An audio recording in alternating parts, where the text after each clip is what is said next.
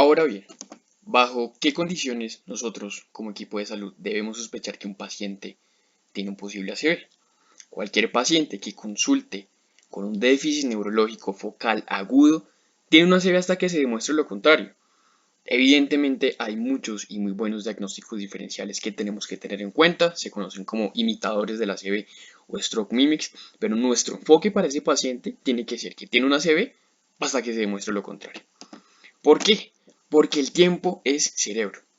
Vamos a ver ahorita qué pasa cada minuto mientras un paciente está teniendo una ACV, pero pues básicamente sus neuronas, sus conexiones, sus tractos de sustancia blanca se están perdiendo con la hipoxia. Y por eso nuestro deber es activar una respuesta temprana que convoque a un equipo interdisciplinario que pueda enfocar a este paciente, y eso se conoce como el código ACV, una alerta que movilice a este equipo de respuesta rápida para realizar el diagnóstico y manejo oportuno de pacientes con ACV. Cada institución usualmente va a tener su propio protocolo. Hay instituciones que tienen esto muy bien montado, y cuando el paciente llega en los primeros 20 minutos tienen todos los paraclínicos, ya contactaron al radiólogo, ya contactaron al neurocirujano, ya contactaron al neurólogo, pero pues nuestro deber es conocer qué protocolo hay en nuestras instituciones y pues poder activar esta respuesta oportunamente. Esta es una revisión sistemática del año 2005. Time is Brain. Concluye que cada minuto mueren 1.9 millones de neuronas, se pierden 14 billones de sinapsis y 12 kilómetros de fibras mielinizadas. De manera que cuando activemos este código ACV hay 3 puntos de importancia que tenemos que seguir. Primero, la valoración clínica, evidentemente. Como siempre, en todo en medicina, la valoración clínica prima y es lo más importante. Esta valoración clínica tiene que ser focalizada. Tenemos que ver si el paciente está estable. Tenemos que tener un conocimiento de los síndromes vasculares para procurar hacer pues, el diagnóstico del síndrome vascular que está teniendo el paciente y ponerle la posible arteria afectada. Y por supuesto, tener conocimiento de los imitadores del ACV y su curso clínico. Uno de los aspectos más importantes de la valoración clínica es la escala NIHSS. Es una escala con 11 variables que nos permite cuantificar el grado de déficit que tiene el paciente, de acuerdo pues al grado de compromiso, al tamaño del core isquémico que está teniendo el paciente. Nos permite tomar decisiones terapéuticas, tiene un valor pronóstico importante, entonces pues muy importante que uno se entrene cómo cuantificar este puntaje en la escala NIHSS y que sepa interpretarlo. El segundo punto son los paraclínicos y se requiere una rápida interpretación imagenológica y de paraclínicos básicos. ¿Cuáles son entonces esos paraclínicos básicos? Una glucometría. Las guías de la baja dicen, el único paraclínico que debe preceder el inicio de la terapia trombolítica es una glucometría. Sí, uno puede pedir muchos otros paraclínicos, uno puede pedir electrocardiograma, tiempos de coagulación, placa de tórax, pero realmente ninguno de ellos debe retrasar el inicio de la terapia. Entonces, el único obligatorio antes de la terapia es glucometría y pues por supuesto una TC cerebral para descartar la presencia de una hemorragia. Y finalmente, luego de la valoración clínica y paraclínica, pues tenemos que ver si el paciente es candidato a una terapia de reperfusión, ya sea terapia trombolítica o terapia endovascular, cada una de las cuales tiene sus indicaciones y contraindicaciones. De manera que estos son los 5 puntos básicos que tenemos que tener antes de iniciar nuestra terapia. Historia clínica, establecer la hora cero y determinar la presencia de posibles contraindicaciones para terapia trombolítica. ¿Qué es la hora cero? Es la última hora en la que el paciente fue visto sin déficit neurológico. Esto puede ser referido por el paciente o puede ser referido por los familiares, pero nos da un indicio de cuánto tiempo tiene este ACV pues, en nuestro paciente. ¿Por qué? Porque hay ventanas terapéuticas. Tanto la terapia trombolítica como la terapia endovascular tiene ventanas terapéuticas en las cuales el paciente puede acceder a estas terapias. Hay estudios muy recientes que nos muestran que bajo condiciones muy específicas estas ventanas se pueden extender incluso hasta 24 horas, como es el caso de la terapia endovascular. No obstante, pues en la mayoría de los casos las ventanas de 4.5 y 6 horas siguen siendo muy importantes. ¿Qué se recomienda? Que no escribamos el paciente tiene 3 horas o 4 horas desde el inicio del déficit, porque eso puede confundir a los demás miembros del equipo de salud. Es mejor escribir específicamente en la historia clínica la hora cero, pues en la última hora en la que el paciente fue visto bien.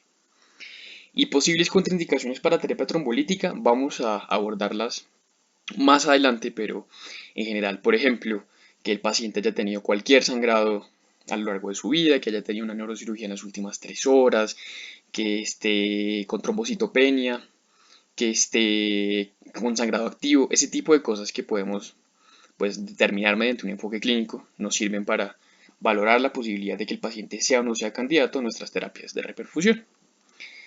Como les comentaba, la escala NHSS es fundamental.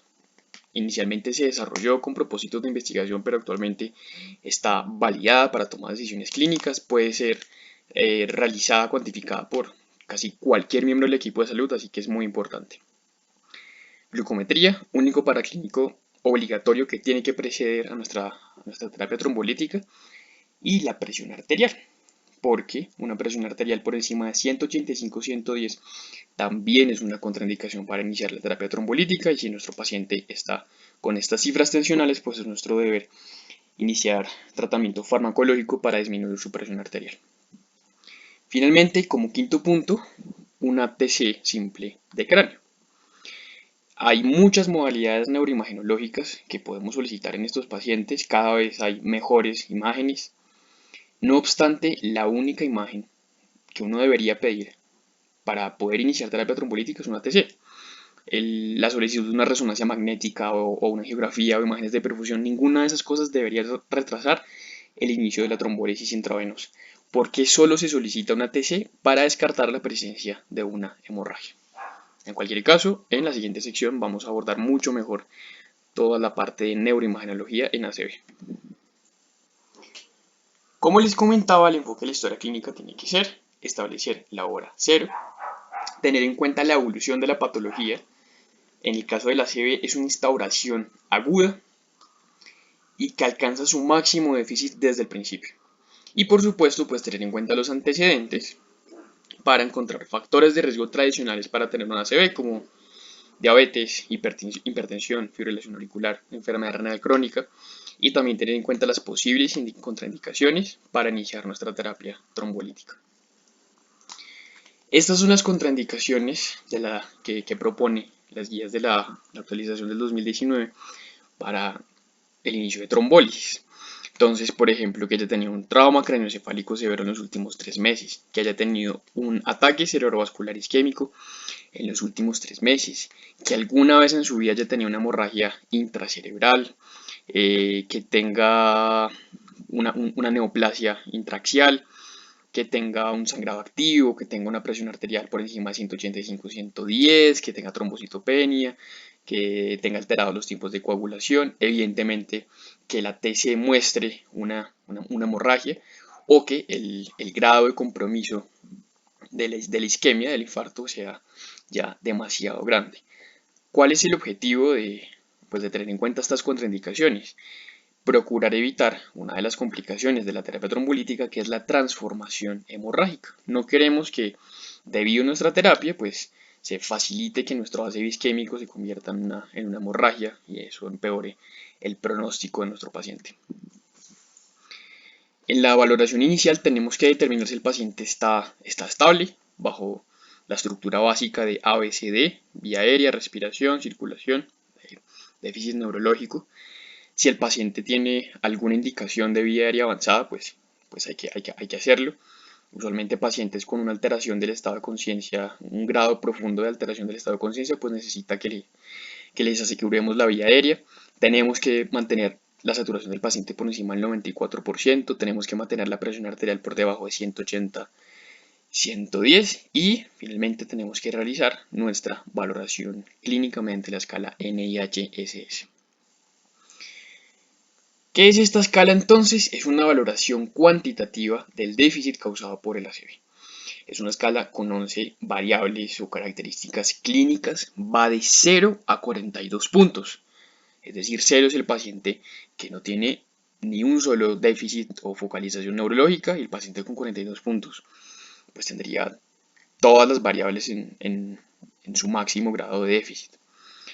y está validada para ser realizada por médicos especialistas, pero también por médicos no especialistas e incluso personal de salud no médico, como enfermería o paramédicos. Además, nos permite clasificar la gravedad del ACV. Entonces, una persona, un paciente con menos de 4 puntos tiene un ACV leve, entre 4 y 16 puntos moderado, menos de 25 puntos severo y igual o mayor a 25 puntos es un ACV muy severo. Es de hecho este corte, 25 puntos, el que tenemos que tener en cuenta como contraindicación para no iniciar terapia trombolítica, porque nos indica que el grado de compromiso del core isquémico es bastante amplio y que el riesgo de transformación hemorrágica pues es también muy alto y podríamos empeorar la situación con nuestra terapia trombolítica. Tiene valor pronóstico, como les comentaba, es una contraindicación trombolizar con más de 25 puntos.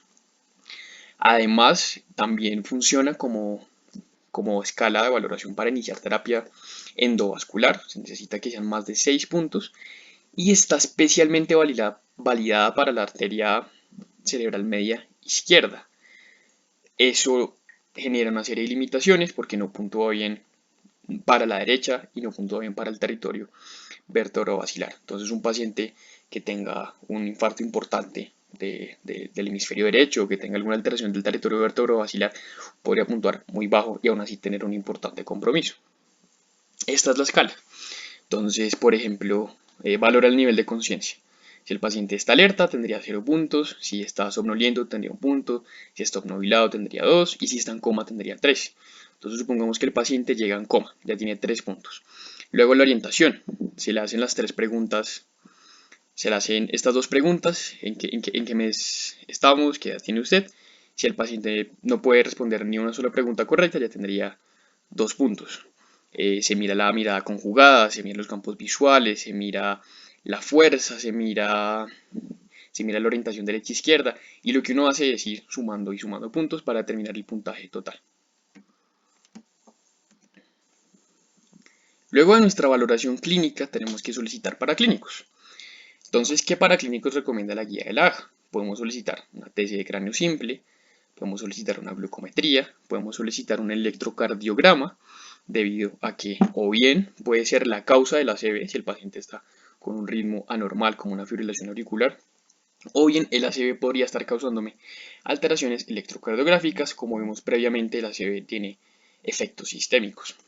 Asimismo, podemos solicitar troponinas bajo la misma premisa. Podemos solicitar una radiografía de tórax para evaluar la presencia de edema pulmonar.